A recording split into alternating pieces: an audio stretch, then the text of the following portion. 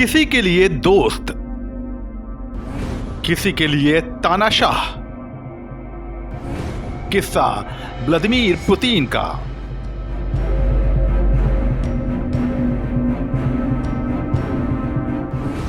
दीवार का गिरना और पुतिन का उदय।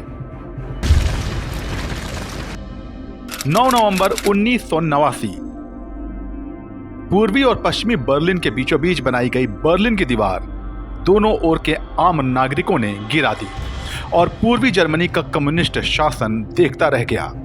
इस घटना ने जहां पूर्वी और पश्चिमी जर्मनी को एक कर दिया, वहीं यूएसएसआर के पतन की शुरुआत भी कर दी।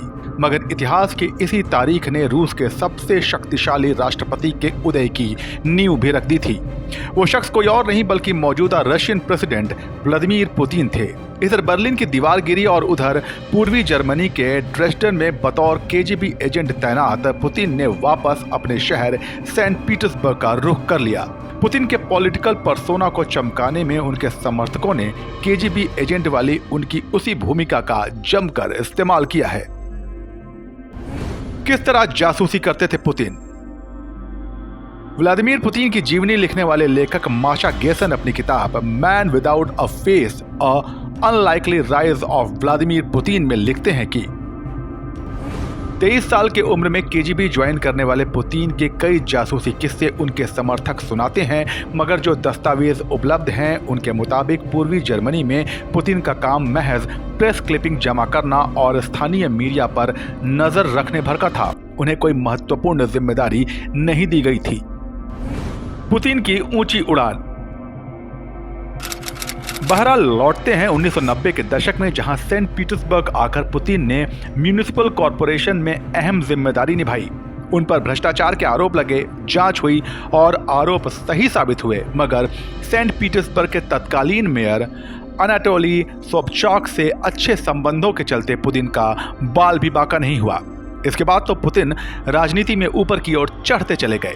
1997 में तब के रशियन प्रेसिडेंट बोरिस येल्त्सिन ने उन्हें रूस का प्रधानमंत्री बनाया।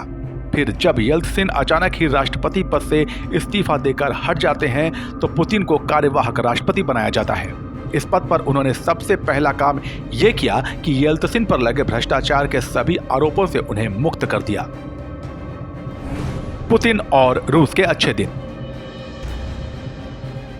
2000 में पुतिन 53% वोटों के साथ देश का राष्ट्रपति चुने गए। उनकी जीत में उनकी इमेज ने एक बड़ी भूमिका निभाई। अपने बाकी प्रतिद्वंदियों से अलग पुतिन कानून और व्यवस्था को मानने वाले उम्मीदवार के रूप में उभरे। देश भ्रष्टाचार से परेशान था। ऐसे में देशवासियों को पुतिन में एक उम्मीद की किरण दिखाई दी और वो इसी उम्मीद पर खरे भी उतरे। उन्होंने देश को आर्थिक संकट से निकाला। देश ने आर्थिक रूप से जो अच्छे दिन देखे, उसने पुतिन की लोकप्रियता को और बढ़ा दिया। 2004 में लोगों ने एक बार फिर उन्हें अपना नेता चुना। सत्ता पर मजबूत पकड़। अमेरिका की ही तरह रूस में भी राष्ट्रपति तीसरी पारी नहीं खेल सकता।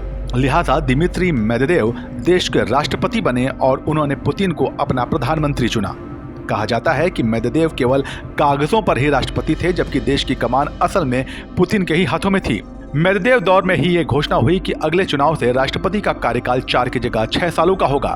2012 में पुतिन फिर राष्ट्रपति पद पर लौटे, इस बार 6 सालों के लिए, और इस बार उन्होंने मेदवेदेव को अपना प्रधानमंत्री नियुक्त किया। 2018 में पुतिन एक बार फिर सत्ता में आ गए, इस बार रिकॉर्ड 75% वोटों के साथ।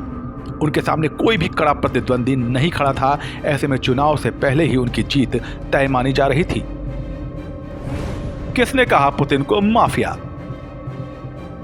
अपनी किताब man without a face the unlikely rise of Vladimir Putin के लेखक माशा गेसन लिखते हैं कि पुतिन माफिया के रूप में सरकार चला रहे हैं। पश्चिम में उन्हें बॉन्ड का विलन भी कहा जाता है, मगर रूस में उनकी छवि का फायदा उन्हें मिला है और कम से कम 2024 तक इसी छवि को वो बरकरार रख सकते हैं।